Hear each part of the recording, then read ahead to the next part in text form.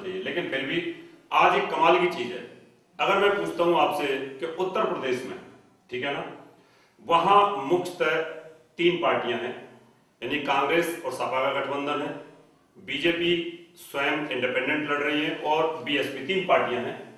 तो मैं ये जानना चाहता हूं कि 11 मार्च को रिजल्ट आने वाले हैं, तो इनमें कौन सी पार्टी आपके कार्ड को बता रही है कि कौन जीतेगी और किसका आगे हो सकता है?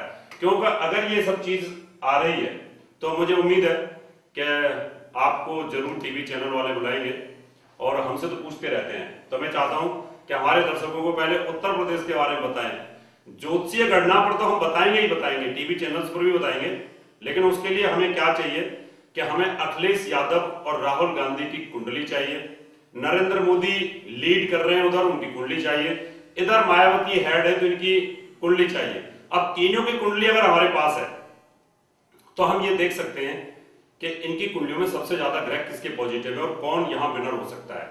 ज्यादातर ज्योतिषी पार्टियों के हिसाब से भी लगाते हैं, समाजवादी पार्टी के ऊपर लगा दी, कांग्रेस के ऊपर, बीजेपी के ऊपर भी लगा दी। तो हम उस पर ना जाकर के ये एट रैंडम जो टैरो कार्ड प्रश्न ज्योतिष की तरह जानकारी देता है, आज उसकी हम जानकारी देते हैं। देखिए, टैरो कार्ड्स के अकॉर्डिंग कांग्रेस का नहीं, कांग्रेस और सपा का, कांग्रेस का नहीं आ रहा है, कांग्रेस का नहीं आ रहा, ठीक है। बीजेपी और जो आपकी दूसरी पार्टी है बीएसपी, उनका पॉजिटिव है, 2 पार्टियों का पॉजिटिव आ रहा है।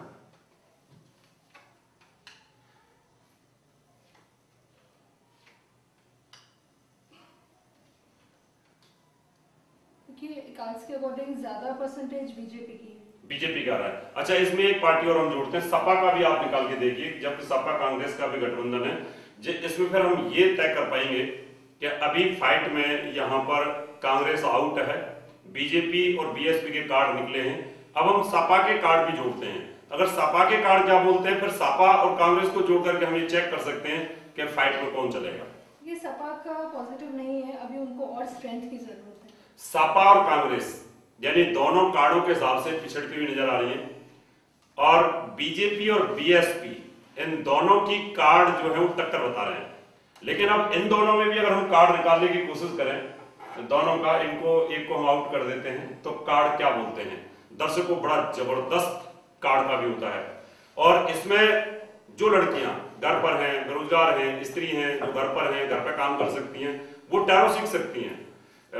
विदेशों में टैरो चलता है और ज्यादातर ये टैरो है ट्रेंड में, आप कुछ भी पूछना चाहते हो प्रश्न ज्योतिष की तरह। अब ज्योतिष सीखने के लिए आपको बहुत समय चाहिए, 1 साल कम से कम चाहिए, फिर उसके साथ अनुभव आपको चाहिए, तब जाकर के आप उसके एक्सपर्ट होते हैं प्रश्न ज्योतिष के।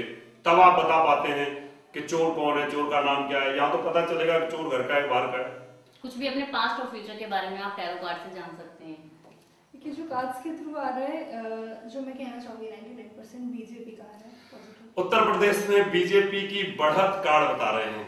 अब हम जो से भी कैलकुलेशन करके देखेंगे क्या स्थिति आ रही है, तो इसलिए हम तो बीजेपी को शुभकामनाएं दे देते हैं। जी। मैं ये पूछना चाहता हूं कि इसमें आपने जो ये निकाला, इसका आधार क्या है कि इन कार्डों पर कुछ प्रिंट होता है या वो प्रिंट ये बताते हैं कि ये कार्ड निकलेगा तो ये पॉजिटिव होएगा और ये कार्ड निकलेगा तो नेगेटिव? हाँ जी, देखिए जैसे कि मैंने पहले भी कहा था, ये सब कुछ एनर्जी बेस्ड वर्क है और एनर्जी हर जगह है। हम पानी पीते हैं उसमें भी एनर्जी है, आपको एनर्जी मिलती है, आप खाना खाते हैं उससे भी आपको एनर्जी मिलती है, हर जगह एनर्जी है हमारे आसपास। तो सबसे पहले तो हमें एक चीज देखनी है, जो टैरो रीडर है और जो पूछने आया है उनकी एनर्जीज कैसी है, उनका ऑरा कैसा है, उनके चक्रास कैसे हैं, है ना।